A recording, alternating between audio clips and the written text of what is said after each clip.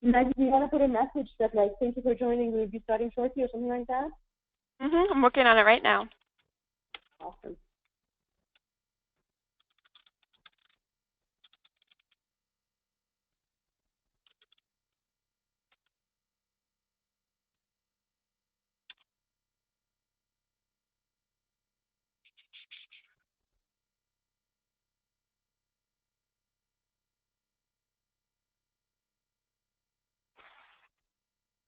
I think probably when we hit 103, we can get it started. Does that work? We have about 28 people on the line now. Is that enough, Gannett? It's just, as soon as we hit 103, let's get started. Does that work? Sorry, did you say 1 more minute? Yep. Sure. Thank you.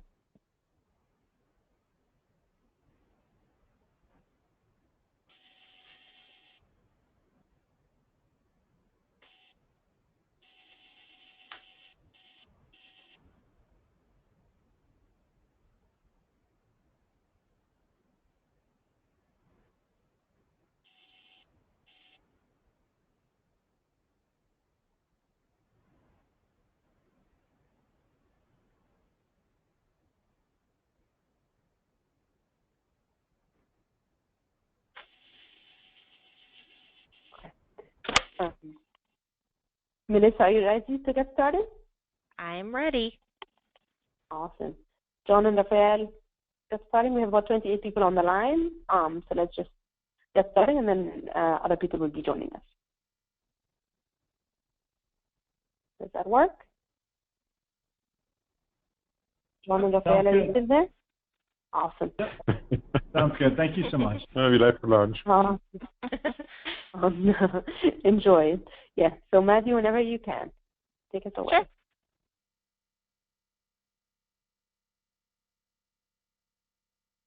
Good afternoon, and thank you for joining us as we highlight Siemens' call for innovation with regard to innovation in controlling the Internet of Things. Please note that all lines have been muted by default, but we encourage you to ask questions at any time via the chat box on your screen. We will also be recording this presentation and will share access following our conclusion here. I'd now like to introduce Melissa Lapsa, Director of the Oak Ridge National Laboratories Building Technology Research and Integration Center, and Group Leader for the lab's Whole Buildings and Community Integration Initiative. Melissa will provide some background on the JUMP program as a whole and its role in advancing innovation in the building space. She'll then turn things over to John Ellis from Siemens, who will detail further the technical challenge itself. We've reserved time afterwards to answer your questions, which may again be submitted at any time. Don't feel as though you need to wait for our speakers to finish. Melissa? Yes, thank you, and welcome everyone to our webinar today on the JUMP initiative. I'm going to advance the slide here. There it is. There's the agenda for this afternoon.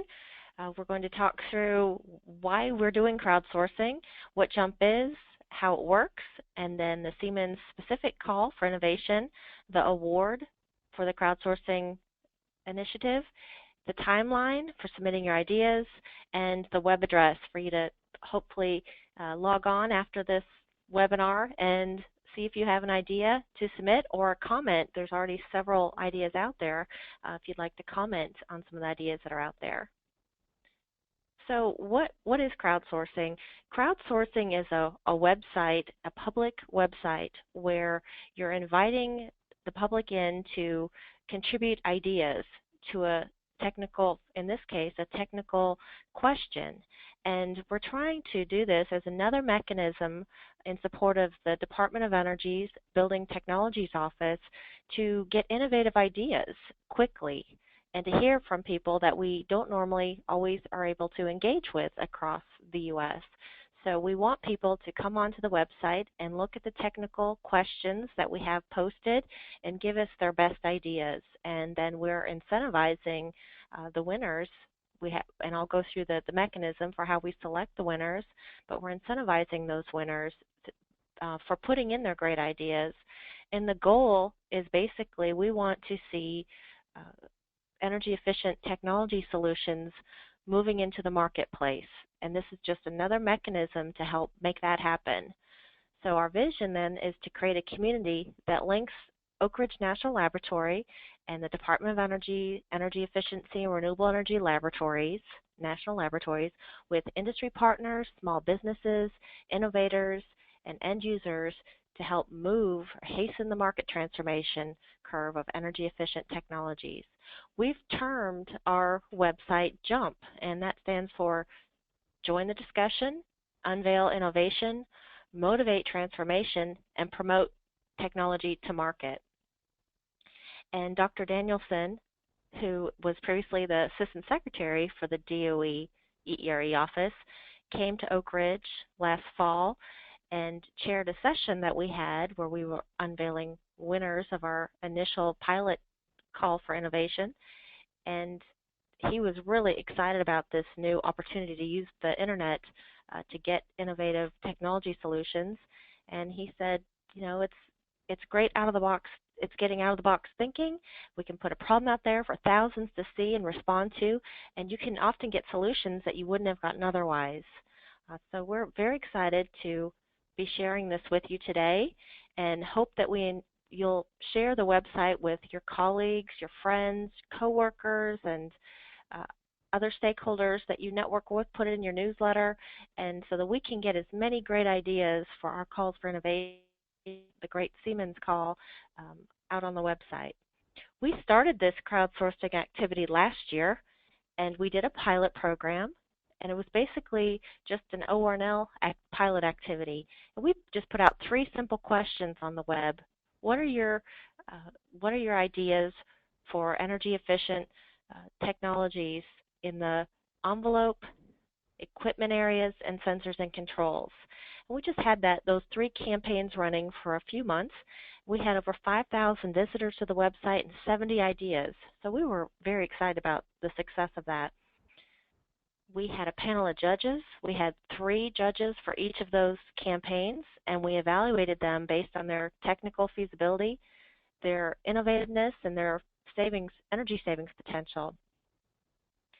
Those winners were invited to come to our Industry Day event that we hosted at ORNL last September and pitch their ideas, share with the audience of over 300 participants on what their technology idea was, their technology solution, energy efficient solution for those 3 areas. We had great feedback from those winners. They were excited that they were heard. They were connected to this event with companies, industry who could take their ideas to market, with energy investment companies, the national laboratories, the Department of Energy, and other stakeholders that were at our event. One idea we 3D printed so that the winner would have a prototype here at the laboratory to show at the event.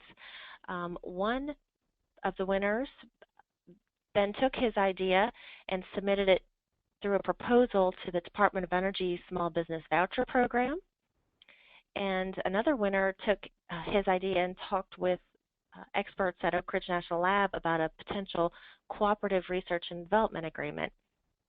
So we felt that through this small pilot program that we ran, there was great interest and great connection between the innovators and connecting them with funding opportunities and industry and helping to move new solutions to the marketplace quickly. And so we worked then with industry to develop a public-private partnership in launching JUMP for this year.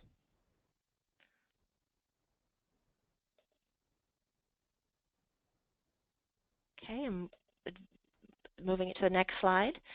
So we have launched JUMP, which is designed to engage industry partners in co-developing these calls for innovation that are relevant to the most pressing industry challenges. So the pilot was very generic in nature. This year, partnering with industry, we're able to specifically focus on industry challenges to help move energy efficient solutions into the marketplace faster. And our website is jump.ideascale.com. The goals are as I've mentioned already, are to connect the expertise of the labs and the DOE resources with other stakeholders across the U.S., expand the regional touch and strengths of the 5 labs. We've now expanded the JUMP program, so it's not just Oak Ridge National Lab, although we are managing the program for DOE. There are 4 other national labs who are involved in running calls as well, so we're super excited that our sister labs are working with us now. We have Lawrence Berkeley National Lab, Argonne National Lab, the National Renewable Energy Lab, and the Pacific Northwest National Lab working with us. And this platform allows the community to listen to new ideas, foster partnerships, and advance innovative ideas, and raise awareness, incubate discussion around market issues. Moving to the next slide here. How does the process work? Right now, along the top, you'll see those images, and those are the categories of calls that we have or we have currently running or have recently run technology questions or calls for innovation around. What we do is, number one, we launch the call, and this is basically capturing the national labs working with our industry partners to identify the challenge and outline the call for innovation, decide what the incentive is going to be for the winner, and then we're going to put it on the website. And these are constantly changing. We've had 5 rounds this fiscal year, and the Siemens call is in the 5th round, and so they're constantly being refreshed, and we have several calls usually running at one time. We only have them up for a few months, and then we're quickly going to shut them down and let people comment on them while we evaluate. We set up our judging panels. So there's an idea submission deadline. So for the Siemens call, it's September 30th. Then we're going to have a voting deadline, and then we'll have a period after the deadline where those judges are going to review. And even though one idea might have 100 votes and another idea might only have 50 votes, all of the ideas are going to be analyzed by the panel of judges. We like the voting opportunity because it makes the website more interactive, but we will consider all of the ideas that are posted on the website, and we will follow up and ask questions if we need clarification on any of the ideas that are submitted. Once the judges' decisions are announced, then basically what we're going to try to do is at an event or through some media opportunity, we're going to announce the winners, and then we're going to determine what we can do next. So the winning is one element, but we also want to take that technology as far as we can to the marketplace. So where are we today? This is a snapshot of who all is involved. I mentioned the other national labs. These are their acronyms there.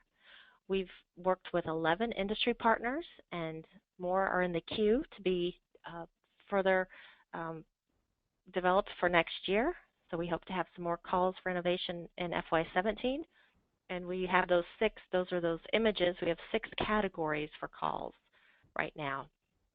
If you see something missing or you'd like to get involved with the calls for innovation side, you can feel free to reach out to me after the webinar and let me know. So not only do we want you to use our website and post your ideas, if you have an idea for a call for innovation or want to get involved on that side of it, we'd like to hear from you as well.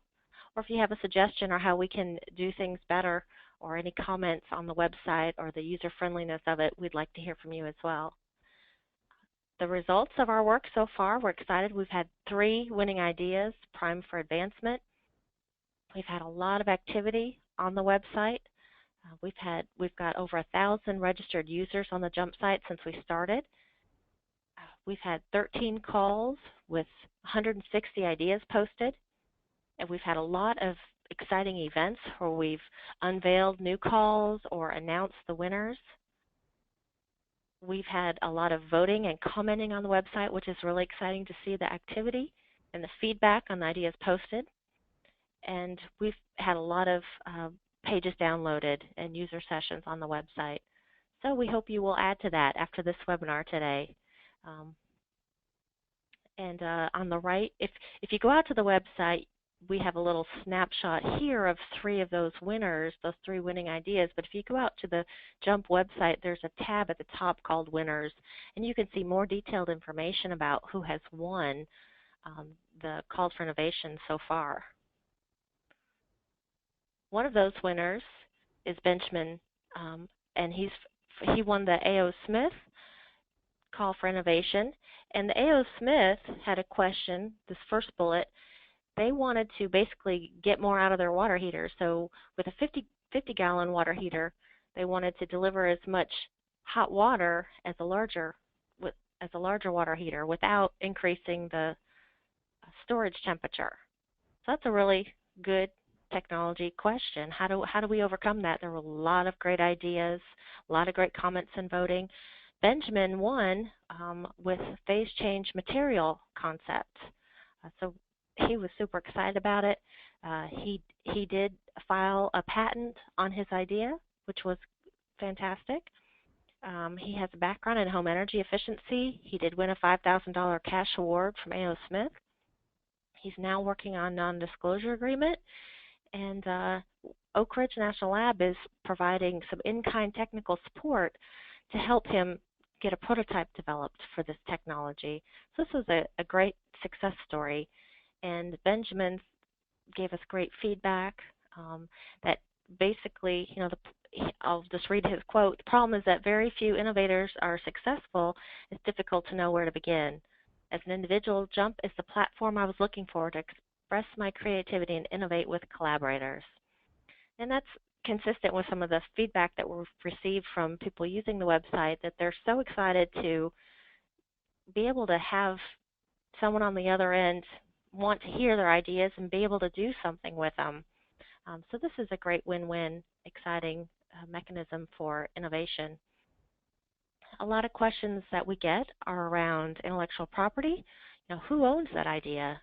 Well, if you go on our website, to become a registered user, you're going to accept the terms and conditions. It's also listed under our FAQ section. But essentially, the innovator owns their intellectual property.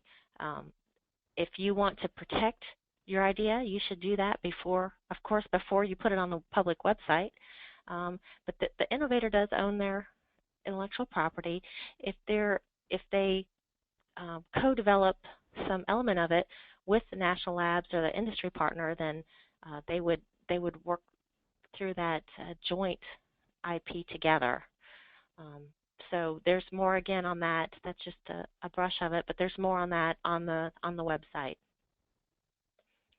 Okay, and with that, I'm going to turn it over to John Ellis and Raphael Imhoff from Siemens, and they're going to talk through the details of their exciting call for innovation. John has had several roles at Siemens, from engineering to sales support, and is currently a senior strategist. He monitors industry trends, leads innovation projects, and provides strategic consulting and research services. And Raphael is Director of Strategy for the Building Technologies Division of Siemens. He leads the development and execution of the building technology portfolio across the Americas, has 20 years of experience in building control products and systems. So with that, I'll turn it over to Siemens.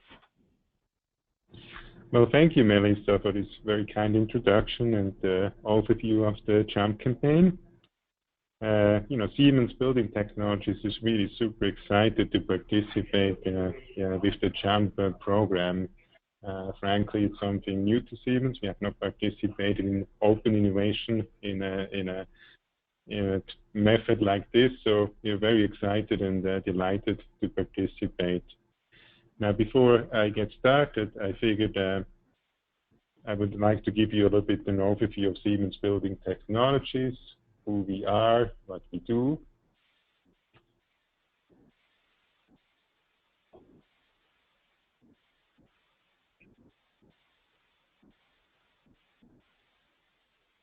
Here we go. Some technical issues, my apologies. Yeah, so who is Siemens Building Technologies? I'm sure most of you have heard of Siemens. Siemens is a big, global company, engineering company, and Siemens Building Technologies is one of the divisions within the Siemens family. What Siemens Building Technologies really does, we offer building automation, energy management, security and safety systems, as well as the installation and service of those systems. We have over 27,000 employees in over 400 branch offices around the globe. And this includes several headquarters that have both manufacturing and research capabilities. Our global headquarters in Switzerland, and our Americas headquarters here near Chicago. We touch a lot of customers. We probably put about 40,000 new systems into buildings every given year around the globe. So we estimate that our technology is probably present in about 500,000 buildings around the globe. And when I say buildings, Siemens Building Technologies typically serves the large commercial buildings down to maybe retail-sized buildings in the marketplace. So, for example, you're not really present in residential buildings. Our company is set up in 3 pillars. The foundation really is our products and solution business, so that's where we do our products, whether that's mechanical, whether those are control devices, software development, that's our foundation. And we bring those to market mostly through our own branch network. So those are smaller offices, near your town. I'm sure you will find a Siemens office that installs and services those systems. Recently, we also introduced an enterprise group, and that's basically an approach to sell enterprise solutions to enterprise customers. Now, Siemens, like I said, Siemens Building Technologies is part of a bigger Siemens company, and we have a big heritage in innovation. And, you might know Siemens less so from building technologies, you may do so, but you might have seen windmills around your area. They're probably more visible, or trains. Or maybe if you have to go to your doctor's office or your hospital, you might see a Siemens medical device. So we have been innovating since 1847. And just to give you a perspective on how dedicated we are to innovation and new solutions, in 2012, Siemens invested over $5.5 billion into R&D, which is one of the largest spends in the industry. You see here a couple of examples.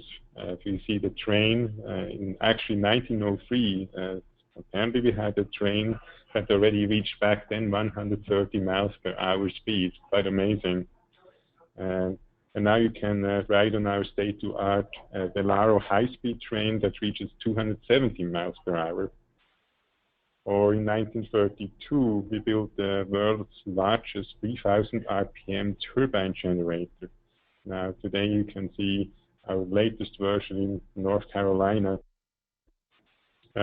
Also, a big innovation chunk for Siemens was in 1959, the introduction of microelectronics into manufacturing. So that refers to our digital factory business, where we started introducing these PLC automation devices, which of course was a huge revolution and change, moving away from electromechanical relay system.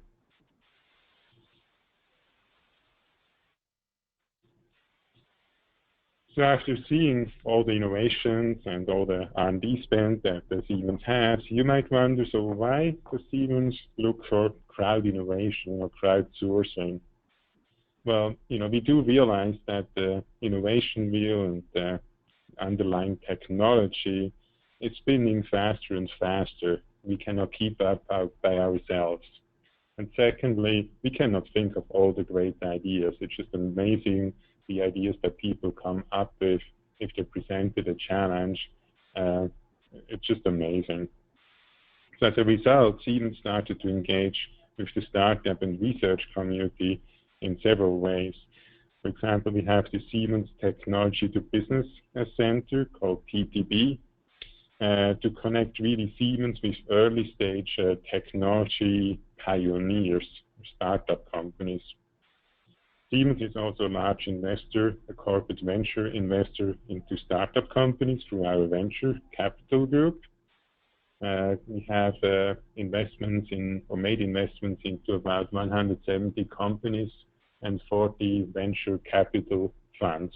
So those will be joint investments with other companies. And also excited to let you know that we're starting a startup incubator called Next 47 that's going to be launched in October, which is going to be a separate business unit of Siemens to give innovation more protection from the daily business.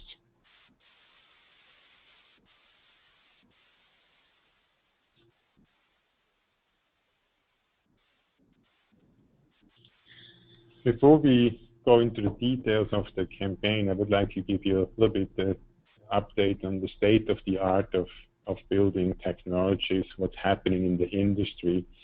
And you can see, but you will find today installed in buildings for the most part is standalone systems.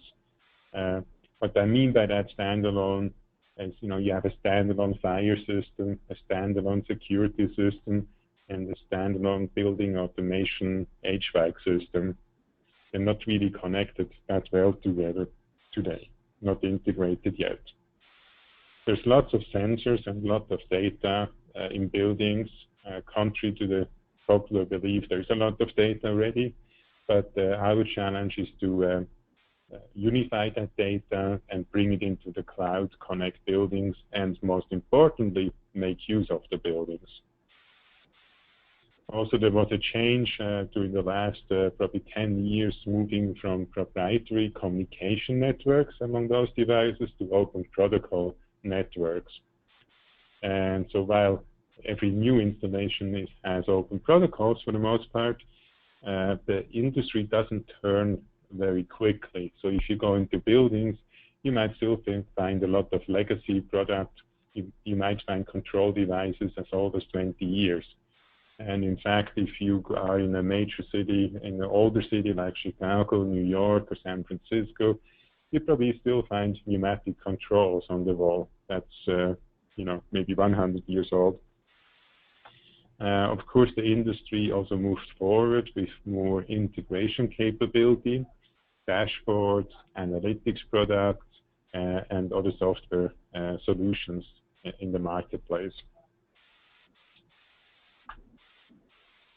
So now what's changing? I mean, there's a lot of things changing. Of course, there's that big theme of IoT in the marketplace. So that really means there's going to be more connected devices in buildings that can be existing devices, machines, elevators, HVAC equipment, what have you, that are going to be more,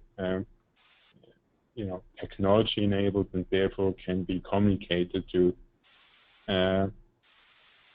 There's a high level of connectivity, more interoperability. Systems are more easily accessible through things like web services. That has not been the case in the past. Things get also more complex. So if you're an end user, a facility manager, you have more complex systems with more capabilities to deal with. And to me, that really leads to one of the fundamental changes that we are seeing here at Siemens Building Technologies, and that actually was the trigger point for this campaign, and that is kind of the smartphone saturation, but more so it's the concepts behind smartphones than the technology itself. So what I mean by that is, people, whether you're an occupant of an office building as a worker, or whether you are a facility manager and manage a building, an office building, let's say, you experience how you can use technology in your personal life. So for example, if at home you have a Nest thermostat and you can change your temperature remotely from your iPhone, you wonder, why couldn't I do the same thing in my commercial building? Or if you can order something from your iPhone, why couldn't you order service for the commercial building? So a lot of these concepts that people get accustomed to in their personal lives, I believe, will need to be applied to buildings and the public infrastructure.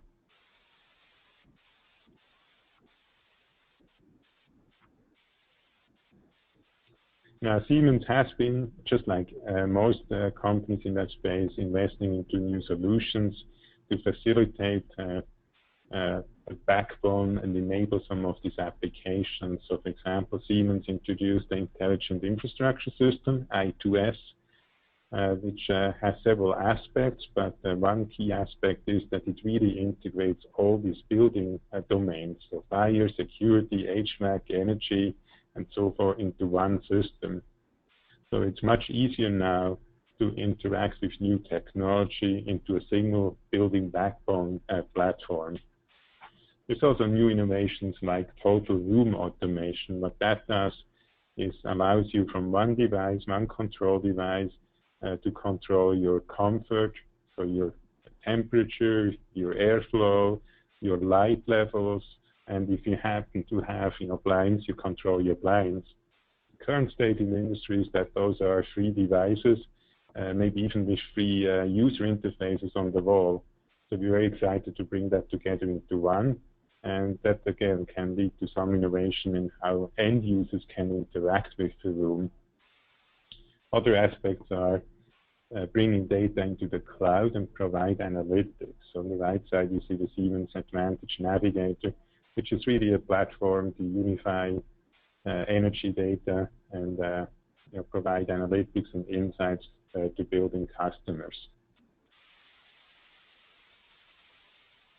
So with that, we come to the challenge, and I hand over to John Ellis to walk us through the details of what we are looking for in that space. Okay, hi, this is John Ellis. So I want to thank everyone that's already contributed an idea to the JUMP platform already. We've seen some really good ideas there, and we're really excited to see what else comes through in the next couple weeks. So Raphael has definitely touched on a lot of the really important trends and things that have been happening in the marketplace around commercial buildings and the control of those. But I'd like to maybe dive a little bit deeper into what we're thinking about when we brought up this challenge. What we're looking for in a really general sense is the concepts, the use cases, technology stacks, and even business models for how this type of connectivity would work in the building. So a couple of the things that we are noticing out in the industry is a lot of big changes around the way that people take ownership of the space around them, or even how their personal lives have started to kind of blend with their work lives. Many of you may have experienced already some type of corporate bring your own device type of policy where you get to use your own cell phone for work purposes, but perhaps there's a file storage system that's built in.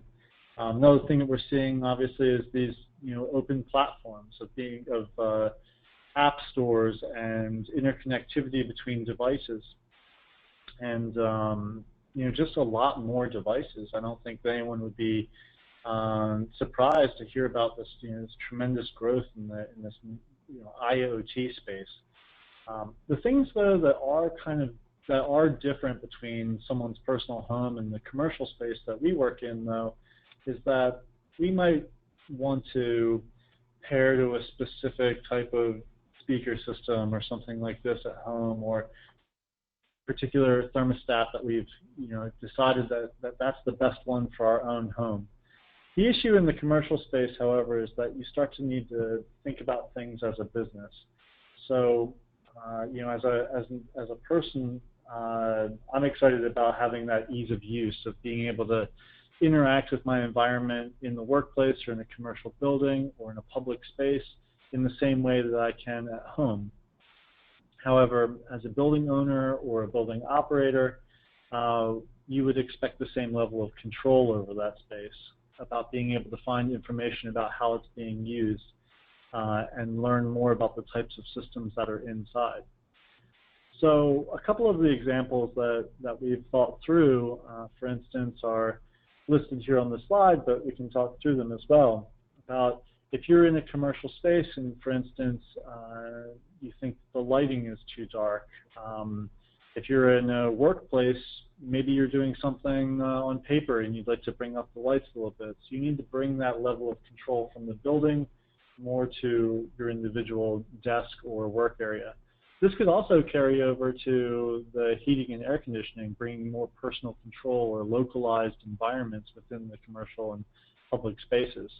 Maybe some of you have been out shopping and said, I just don't know what color this shirt is, without bringing up the lights a little bit. So there could be perhaps even a temporary mode that allows you to see with more clarity what it is that you're actually buying.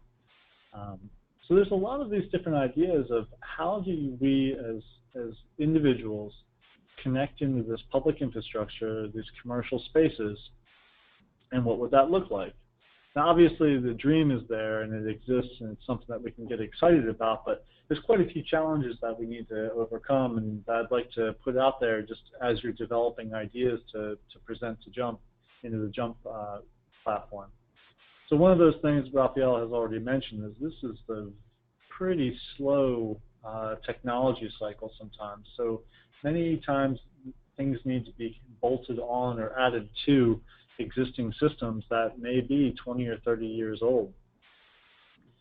There's always the desire to jump to newest technologies or newest protocols for communications, but as Raphael mentioned, sometimes that is in the form of air pressure in a pneumatic system in an older building. So we don't always have the option to just jump right to an IP-based solution. Another thing that we need to overcome is proprietary systems. IoT and web-based services they're a hot topic right now, and everyone wants to be able to own that specific part of the information.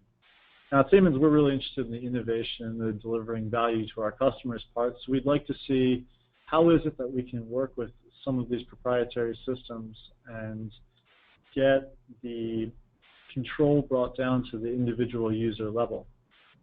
So luckily, for most of us, there's a break in this, and that's the smartphone, the smart device. Most of us are carrying one around, and it brings up the potential of having a bring-your-own-controller type of environment. So we're reaching out to the JUMP community to help us think of ideas, use cases, business models, or even just general concepts of what this type of world would look like, that you can bring your own personal preferences with you as you move from space to space. So I think with that, I'm going to hand it back over to Melissa, and I believe that we're headed towards the Q&A. Great, thanks so much. Yes, I just wanted to talk about the award a little bit. So Siemens will award $5,000 to the top selected technology submission, and you can also qualify for some technical support from Oak Ridge National Lab. So depending on what the solution is, you may need some prototype development support, testing, third-party validation, or other need that we can support you in to help advance that idea, that solution, closer to the marketplace. I mentioned earlier there is a small business voucher program that DOE is leading, and essentially what that is a pot of funds for small businesses to apply for up to $300,000. There is a cost share requirement, but they can apply to that. I think the next round is opening in the next few months.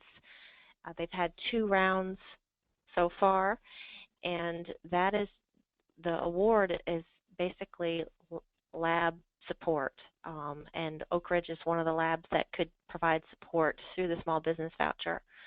So that's an opportunity that's out there. And then depending on, again, what the needs are and the solution that's identified, we will facilitate further discussion with the winner and with Siemens to see where we can take this further, what the opportunity is to help move this idea further into the marketplace.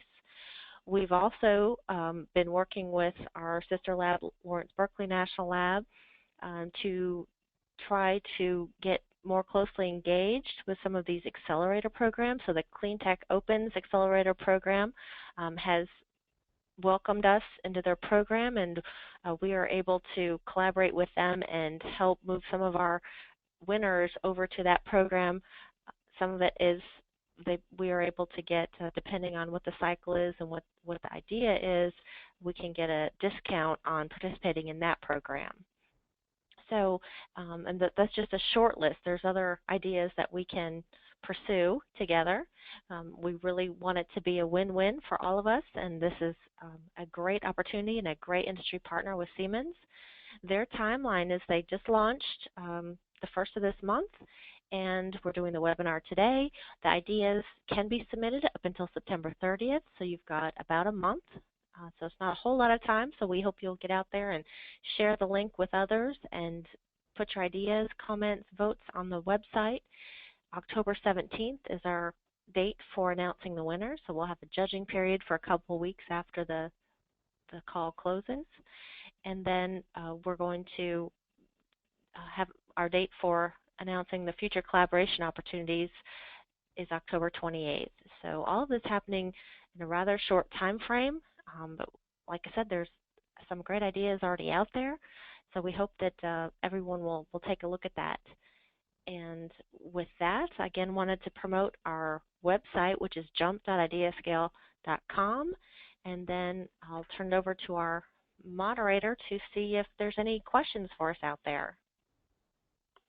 So thank you. All righty, I'll start with the question. The first question that we have here, and by the way, for everyone in the audience, please feel free to continue asking your questions in the panel. We'll take them throughout the rest of this call. First question I have is, how have previous submitters benefited from sharing their ideas? Sure. So I'll take that question. We've gotten really positive feedback from people who have shared their ideas. They've connected to more people who are thinking about technical issues that they're thinking about. They've been able to participate in different events that are going on. They've heard through the JUMP website about different hackathon, we call them jumpathons, and different open innovation type events. They've benefited from being connected, as I mentioned before, with industry partners, with national labs, with energy investment organizations, with the Department of Energy.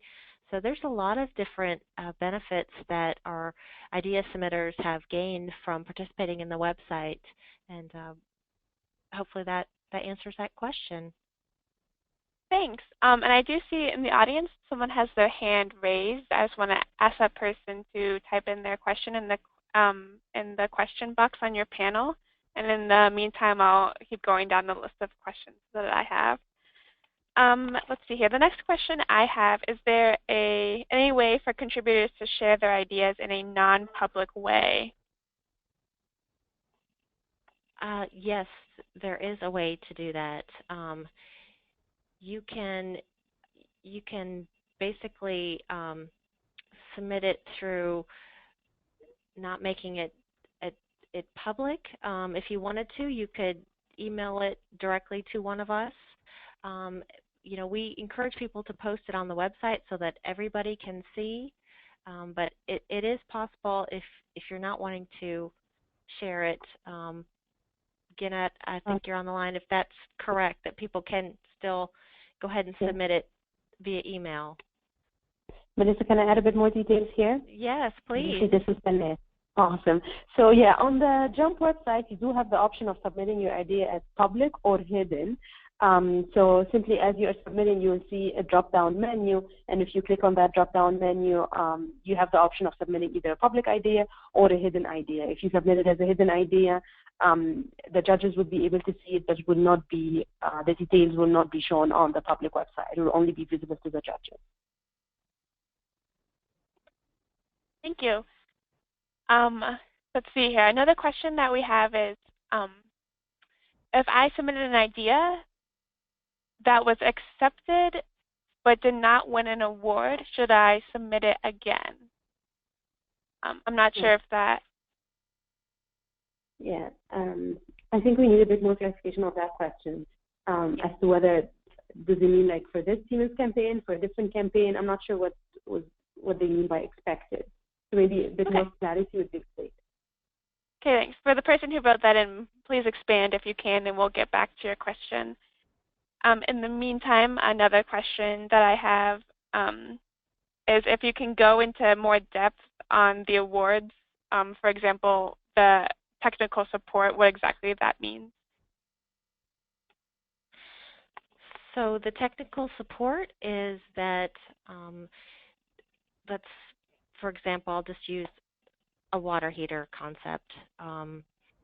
If the idea is an idea that's on paper and we need to see it working, we can help help the winner basically build a prototype. And depending on what the cost is, I mean, we basically have about 15 to 20K available to help the winning ideas. So it may be helping to develop a prototype. It may be they have the prototype, but some measurement and verification, some data is needed to test it and validate the savings that's estimated. So we can do that here at our laboratory. So there's a variety of different ways that we can provide technical support to the winning idea, and it's just on a case-by-case basis of what that technical need is, and then basically we're going to discuss collaboratively the best approach that will help move that idea closer to the marketplace. Thanks. I'll keep going through my list of questions here. Gannett, feel free to jump in with any that you see. The next one that I have is, can you elaborate on the judging panels? Are those people from the lab, or are they people from Siemens? This is basically on by call for innovation. It's typically at least 3 people on the panel, and it's usually someone, an expert in the technology area from Oak Ridge National Lab, someone from the industry partner, and someone else, and that may be from another industry. It might be someone else from another laboratory. It might be someone from a university, but typically there's 3 people, and that would include at least one person from Oak Ridge National Lab and one person from the industry, in this case Siemens. Okay, thanks. This did not come from the previous questioner, but perhaps this will help them understand. Somebody asked, are they able to submit across multiple campaigns or multiple ideas? Yes, absolutely. Okay, great. Hope maybe that helps clarify. Another question that we have is if it's possible to have the idea judged if the idea is not chosen. I think this question may be about getting feedback on their idea if it's not chosen. Sure. If depending on how much detail is submitted with the idea, we can provide feedback as to what was missing, or why didn't make the winning solution. We absolutely can do that if there's enough detail in the idea submission. Okay, great. Thanks. I see a couple more questions here. Let's see here.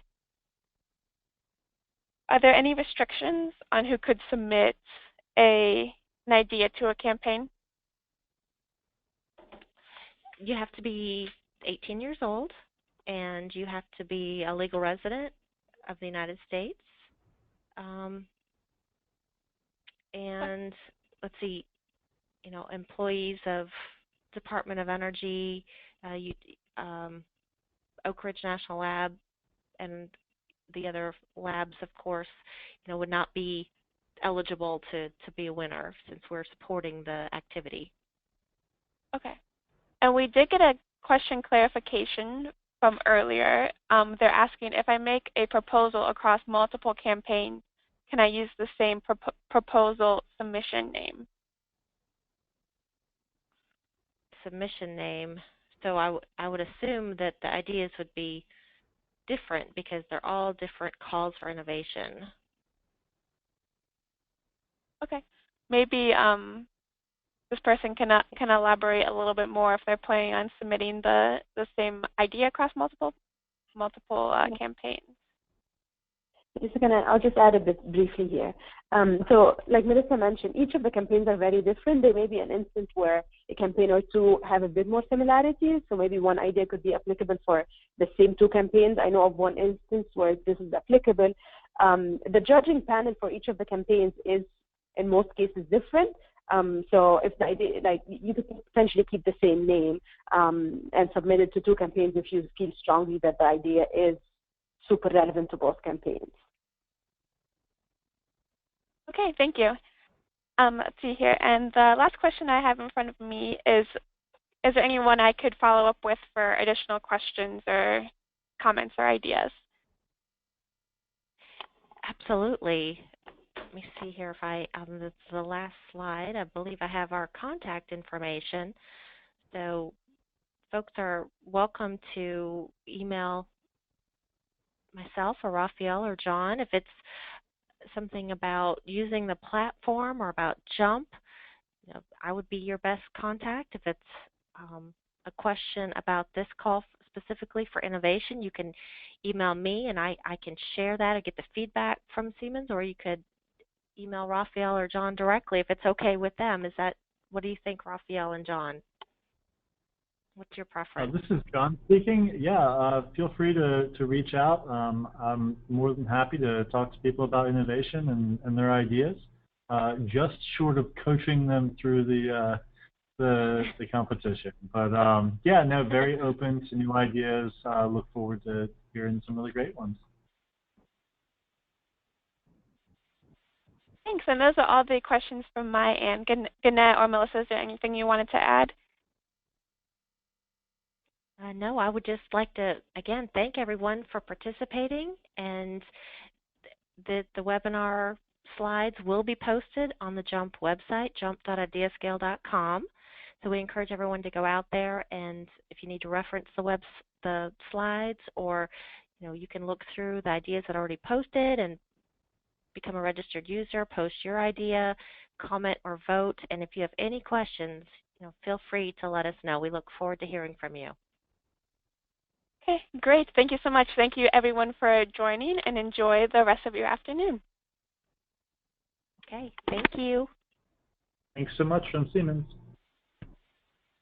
Thank you all.